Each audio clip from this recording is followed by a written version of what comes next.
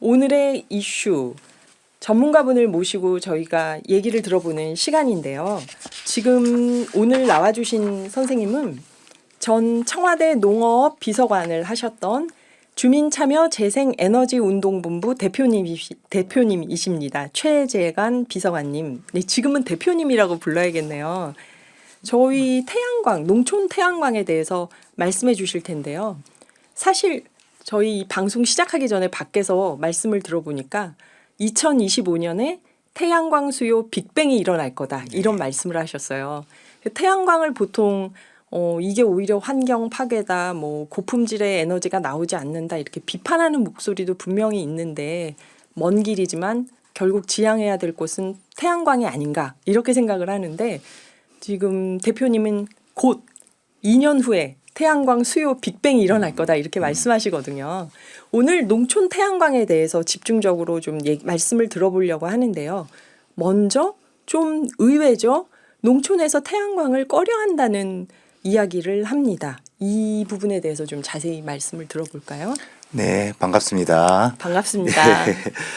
네, 농촌이 앞으로 이제 재생에너지 하면 이제 태양광 풍력이 될 텐데 네. 굉장히 많은 수요가 이제 필요하고 그리고 그것은 농촌이라는 공간이 아니면은 나오기가 어렵거든요.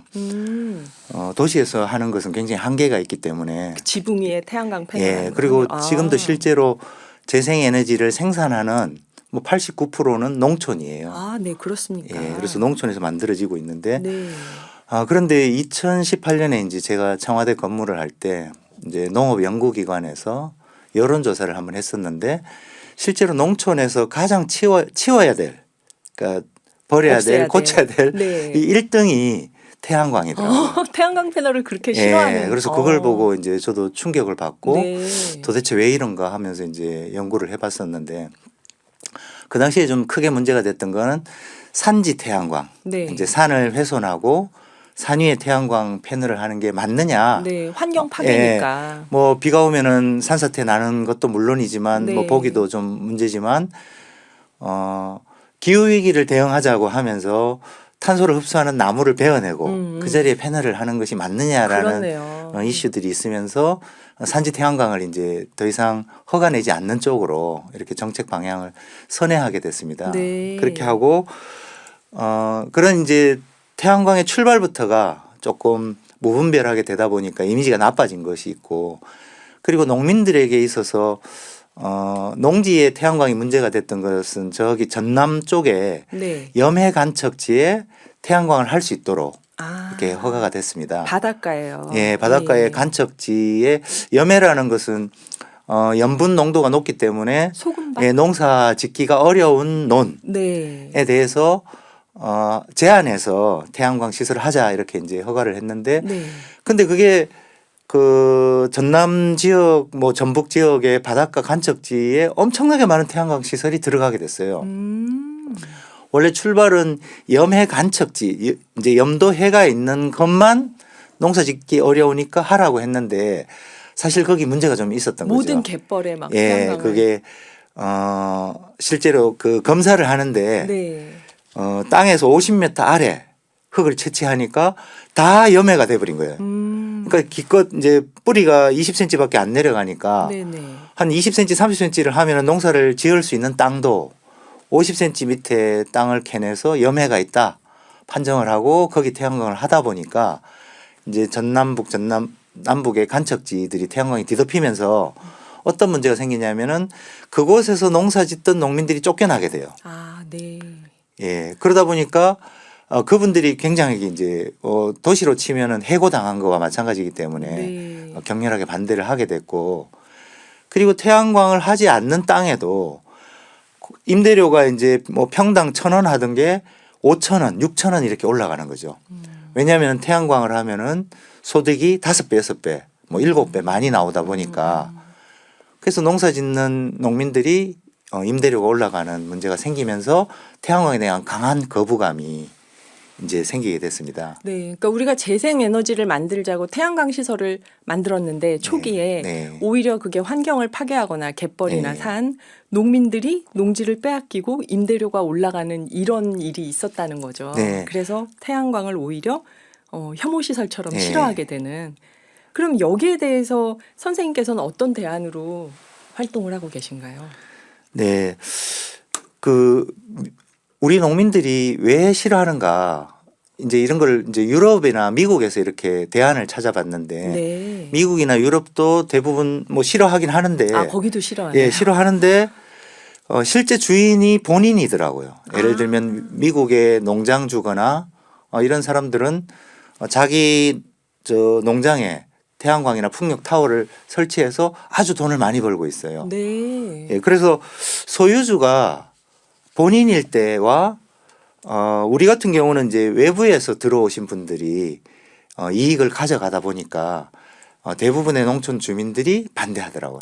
아, 그러니까 땅 주인하고 농사 짓는 분이 달라서 예, 이렇게 그런 되는 부분도 있고 네. 일반 농촌 주민도 다른 이제 여론조사를 보면 태양광을 왜 싫어하느냐 했더니 외부인이 혜택을 가져가기 때문에가 58.8%. 그러니까 그렇구나. 지역 주민들이 실제 피해를 보는데 이익은 외부가 가져가는 것이 네. 뭐 쉽게 얘기하면 좀 배가 아프다. 아, 예, 그런 부분들이 있다 보니까 그런 부분들을 외국에서는 주인들이 대부분 직접 참여하는 방식으로 되다 보니까 이게 이제 수용성이 높게 되더라고요. 네. 그래서 이제 우리나라에서도 그런 방식으로 할 수 없을까 해서 주민 참여 재생에너지 운동본부, 예, 제가 이제 지금 대표를 맡고 있는데 그런 조직을 만들고 주민들이 직접 참여하도록 만들자고 해서 그런 방식을 고민하게 됐습니다. 아, 네. 그러면 농촌에서 태양광을 싫어하는 이유가 여기서 생기는 이유는 외부에서 가져가는 거 가져가고, 아니냐. 예. 우리는 농사 지을 땅이 부족해진다. 그리고 이게 결국은 농촌의 환경도 파괴하는 거 아니냐는 예. 의혹도 있고 예. 여기에 대해서 그러면 주민 참여 재생 에너지 운동본부에서는 예. 이렇게 농민들을 설득하는 네. 방식으로 지금 네. 대안을 찾고 계신 건가요? 네. 아, 그래서 이제 고민을 해보기를 농민들이 또는 주민들이 어떻게 하면 이런 재생에너지의 주인으로 나설까 아, 네. 하는 것이 저는 핵심이라 보고 네. 그 주인으로 나서려면 어렵잖아요. 네. 그래서 발전 사업자 허가를 내기도 어렵고 주민들이 그것을 처리하기도 어려운데 한 마을이 하나의 발전소를 만들면 허가 하나만 내도 마을 주민들이 그 속에 참여해서 태양광 에너지를 생산하는 생산자가 되고 그 이익을 주민들이 직접 나누는 그런 방식이 가능하지 않을까. 뭐 한 마을이 하나의 발전소가 된다고 네. 하면 모든 집이 다 그 태양광 발전에 참여를 해서 n분의 1로 나누는 건가요? 네. 어떻게 되는 예, 걸까요? 그거와 관련해서 예. 이제 저희가 이제 산자부에 햇빛둘의 발전소라는 햇빛 둘의 발전소. 예, 모델을 네. 이제 산자부에 제안을 해서 그게 네. 수용이 됐어요. 아, 네. 받아줘서 방식은 지붕에 태양광을 올릴 수 있는 분들은 올리고 또 마을 회관에도 올리고 마을의 공유 부지에도 올리고 만들어서 그것을 다 이제 합쳐서 마을 분들이 그 소득을 나누는 방식으로 아, 예를 들면은 지금 이제 경기도에도 2개 마을이 선정이 됐어요. 네. 예, 여주에 한 2마을이 이제 선정이 됐는데 규모가 한 1메가와트 그러니까 100kW 10개 정도 되는 규모인데 면적으로 하면 땅으로 하면은 한 4,000평 정도 규모 지붕으로 하면 한 2,000평 정도 규모의 땅에 했는데 월 소득이 순소득이 이제 뭐 이자라든지 시설비를 제하고 순소득이 월 1,000만 원 정도 나와요. 아, 월 1,000만 예, 원이요. 1년이면 1억 2천 정도 되는 소득이 네. 그 마을에 들어오는 그런 햇빛둘의 발전소가 지금 이제 건설 중에 있습니다. 그럼 이제 여기서 들어오는 돈으로 주민연금으로 뭐 100가구면 월 10만 원씩 20년간 줄 수 있는 그런 돈이 되고 또 이 마을에서는 지금 뭘 계획하고 있냐면은 마을에 어르신들이 그 읍내 나가려면 교통이 불편하고 네, 네. 또 병원이 멀기 때문에 이렇게 나가기가 힘든데 뭐 봉고차 같은 걸 하나 마련해서 청년을 한 명, 공동으로. 네. 예, 사무장을 한 명 뽑아서 어르신들이 나가고 싶을 때 언제든지 나갈 수 있도록 네. 이렇게 그런 서비스를 제공하는 그런 것들도 가능하고 뭐 마을 공동체 식사를 할 수 있는 사람을 또 운영할 수도 있고 그래서 마을을 하나의 새로운 실버타운으로 또 복지 농촌으로 또 주민연금으로 만들 수 있는 그런 햇빛두레 발전소 사업이 지금 산자부에서 전국에 10개씩 하도록 해서 올해도 지난해에 이어서 계속 진행이 되고 있습니다. 네, 그 햇빛 두레 발전소 말씀을 들어보니까 재생에너지 사업이 마을을 재생시킨다는 생각도 네. 들어요. 지금 아. 다 고령화할 텐데. 네, 아까 예. 저 기후 위기를 네. 기회로 바꾸자는 예. 그런 취지를 아마 농촌이 그동안 그 인구 소멸 때문에 또는 소득이 없어서 사실은 몰락해 가고 있는데 네. 이 재생에너지의 주인이 된다면 사실은 제가 볼 때는 농업 소득보다 훨씬 높은 소득을 이걸 통해서 얻을 수 있다. 또 그 사업을 같이 하면서 마을 공동체가 회복이 예, 되는 공동체가 말씀하신 회복되고. 것처럼. 네.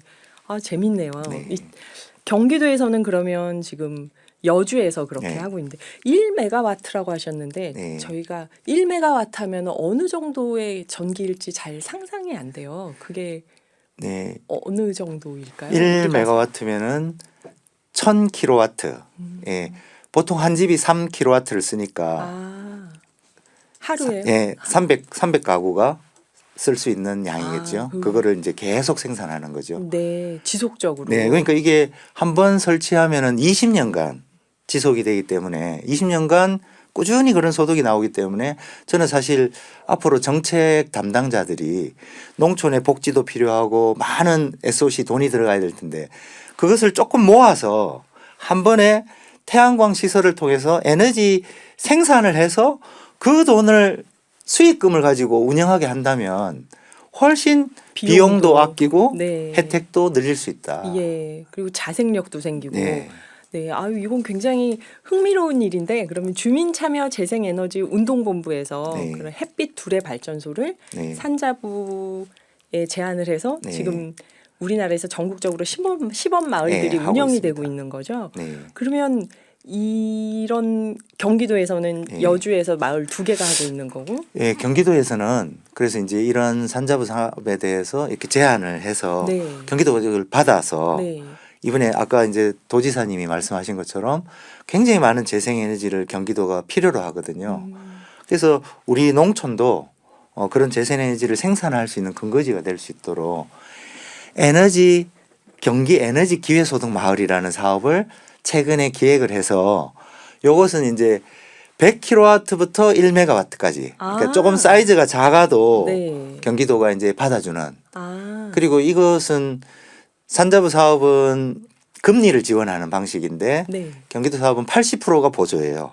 그래서 훨씬 마을에 이익이 많이 가는 그런 사업인데 5월 15일부터 접수를 할 수 있도록 되어 있습니다. 아, 그렇군요. 네, 그래서 많이 이 방송 들으시는 우리 마을 분들은 지자체에 문의를 해서 우리도 이런 에너지 소득 마을을 만들자 하고 적극적으로 신청을 하시면 좋겠습니다. 아, 정말 이 기후 위기 하면은 위기니까 불안한 얘기만 할 것 같은데 오늘 선생님 말씀을 들으니까 뭔가 좋은 일이 생길 것 같은 계속. 저는 이 위기가 우리 농촌이 살 수 있는 네. 어찌 보면 유일한 기회라고 생각이 들고요. 이 에너지를 농촌이 아니면 생산하기 어렵거든요. 네. 왜냐하면 풍력이든 태양광이든 많은 면적을 필요로 하기 때문에 평야가 넓어요. 예, 농촌에 자원이 필요한데 네. 이것은 화석연료 시대에 기름이 생산되던 곳이 다 잘 살잖아요. 네, 네. 마찬가지로 재생에너지 시대에는 재생에너지 생산할 수 있는 자원, 아, 거기가 예, 오일원인가? 면적과 바람과 자연 자원을 가진 아, 농촌이 네. 산유국과 같은 아. 역할을 할 수 있다. 근데 안타까운 것은 아까 말씀드린 것처럼 주민들이 가장 싫어하는 게 태양광이고 지금은. 예. 네. 그래서 너무 싫어하다 보니까 지금은 각 지자체가 이격거리라는 것을 둬서 도로에서 500m 이내에는 하지 마라. 주거지에서 200m 이내에는 하지 마라. 예, 이런 이격거리 조례들이 다 있으면서 실제로 할 수 있는 곳이 거의 없어졌어요. 그래서 사실은 농촌 주민들이 네. 주인으로 설 수 있도록 마음을 먹고 또 이 부분에 대한 충분한 교육과 이해가 이루어져야지 그래서 조례를 개정하는 운동이 적극적으로 벌어지고 직접적으로 주인으로 나설 때 좀 이 문제를 해결할 수 있지 않을까 그런 생각에 제일 중요한 게 정책도 중요하고 법과 제도도 중요하지만 주민들의 새로운 인식. 그래서 아마 오늘의 기후 같은 프로가 정말 중요한 역할을 해야 되지 않을까. 아, 저는 이렇게 주민참여재생에너지운동본부가 앞으로 중요한 역할을 하겠습니다. 그러고 있는데 오늘의 기후가 네. 오늘 매월 이렇게 농촌 재생에너지 현장 과제에 대해서 네. 이야기를 해주셨으면 합니다. 진행되는 상황들. 네. 그래서 네. 예, 재생에너지가 말씀드린 것처럼 앞으로 농촌이 저는 가장 주요한 곳이 될 것이고요.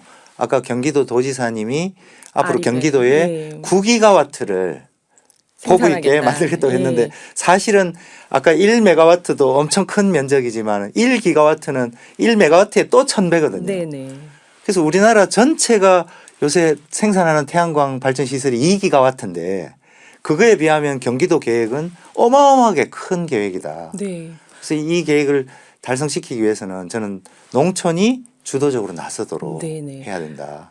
경기도가 산업 단지도 있고 농토도 많고 하니까 네. 이 지금 나온 계획들을 한번 실험해보기에 가장 네. 좋은 장소가 될 수 있겠다는 생각도 드네요. 네. 오늘 농촌 태양광에 대한 이야기는 시작이었습니다. 네. 앞으로 이제 달마다 나오셔서 네. 다음 이야기를 계속 해주실 텐데요. 최재관 전 청와대 비서관님 오늘 인터뷰 마무리하시면서 혹시 청취자분들에게 추천하고 싶은 음악이 있으신지요? 네, 우리 저 태양광 재생에너지를 하는 분들이 제일 좋아하는 노래 내일은 내일의 태양이 떠오른다. 네, 신청하도록 감사합니다. 하겠습니다. 내일은 내일의 태양이 떠오른다. 듣도록 하겠습니다. 풍경의 노래입니다. 내일은 내일의 태양이 뜬다